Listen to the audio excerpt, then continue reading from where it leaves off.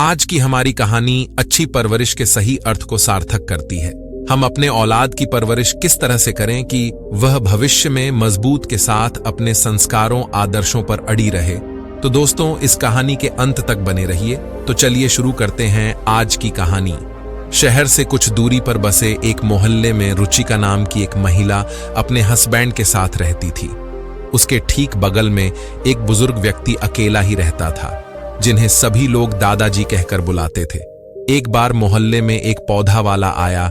उसके पास कई किस्म के खूबसूरत हरे भरे पौधे थे।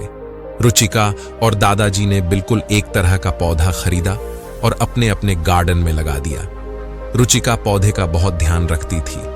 दिन में 3 बार पानी डालना, समय समय पर खाद देना और हर तरह के कीटनाशक का प्रयोग करना। वह कोशिश करती थी कि उसका पौधा ही सबसे अच्छा ढंग से बड़ा हो। दूसरी तरफ दादाजी भी अपने पौधे का ख्याल रखा करते थे, पर रुचिका की तुलना में वह थोड़े लापरवाह थे। दिन में बस 1 या 2 बार ही पानी डालते थे। खाद डालने और कीटनाशक के प्रयोग में भी ढीले थे। इसी तरह समय बिता गया। दोनों के पौधे बड़े हुए। रुचिका का पौधा हरा भरा और बेहद खूबसूरत था। दूसरी तरफ दादाजी का पौधा अभी भी अपने सर्वश्रेष्ठ रूप में नहीं आ पाया था। यह देखकर रुचिका मन ही मन पौधा के विषय में अपनी जानकारी और देखभाल करने की लगन को लेकर गर्व महसूस कर रही थी। फिर एक रात अचानक ही मौसम बिगड़ गया। हवाएं तूफान का रूप लेने लगी, बादल गरजने लगे और रात भर आंधी तूफान और बारिश का खेल चलता रहा। सुबह जब मौसम शांत हुआ तो रुचिका और दादाजी लगभग एक साथ ही अपने अपने पौधे के पास पहुंचे। पर यह क्या, रुचिका का पौधा जमीन से उखड़ चुका था, जबकि दादाजी का पौधा बस एक ही और जरा सा झुका था। तब रुचिका कहती है, ऐसा क्यों हुआ दादाजी? हम दोनों के पौधे बिल्कुल एक तरह के थे, बल्कि आपसे अधिक तो मैं अपने पौधे की देखभाल की थी। फिर आपका पौधा प्राकृतिक की इस चोट को झेल कैसे गया, जबकि मेरा पौधा धराशायी हो गया? रुचिका ने घबराहट और दुख भरे शब्दों में प्रश्न किया। इस पर दादाजी बोले, देखो बेटा, तुमने पौधे को उसके जरूरत की हर एक चीज दी, इसीलिए उसे अपने आवश्यकताएं पूरी करने के लिए कभी खुद कुछ नहीं करना पड़ा। ना उसे पानी तलाशने के लिए अपनी जड़ जमीन में भीतर तक गाड़नी पड़ी, ना कीट पतंगों से बचने के लिए अपनी प्रतिरोधक क्षमता पैदा करनी पड़ी।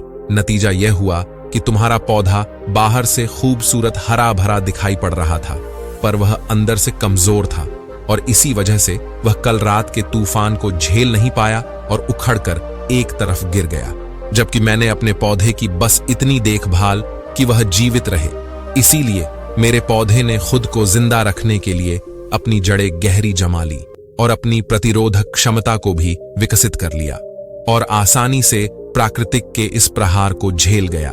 रुचिका अब अपनी गलती समझ चुकी थी, पर अब वह पछताने के सिवा और कुछ नहीं कर सकती थी। तो दोस्तों, इस कहानी का शिक्षा यह है कि आजकल परिवार छोटे होने लगे हैं। अधिकतर जोड़े 2 या सिर्फ 1 ही बच्चा कर रहे हैं। ऐसे में माता पिता बच्चों का रख रखाव करने में उन्हें इतना कर दे रहे हैं कि बच्चों को खुद करने और संघर्ष करने का मौका ही नहीं मिल रहा। वह भावनात्मक और शारीरिक मजबूत बनने की जगह कमजोर बना जा रहा है। तो दोस्तों, बच्चों को पालना और पौधे की देखभाल करने में काफी समानताएं हैं। ऐसे ही छोड़ देने पर बच्चे और पौधे दोनों बिगड़ जाते हैं और जरूरत से अधिक रखरखाव करने पर वह कमजोर हो जाते हैं। इसीलिए जिम्मेदार अभिभावक जरूरी है कि हम एक सही अंतराल के साथ अपने बच्चों को पालन पोषण करें और सही परवरिश दें, ताकि वह उस पौधे की तरफ बने जो मुसीबतों के आने पर गिरे नहीं, बल्कि अपना सीना चौड़ा कर उनका सामना कर सके। तो दोस्तों, उम्मीद करता हूं कि यह मोटिवेशनल कहानी सुनकर आप लोगों को अच्छा लगा होगा। अच्छा लगा हो तो चैनल को सब्सक्राइब और एक लाइक जरूर कर दीजिएगा।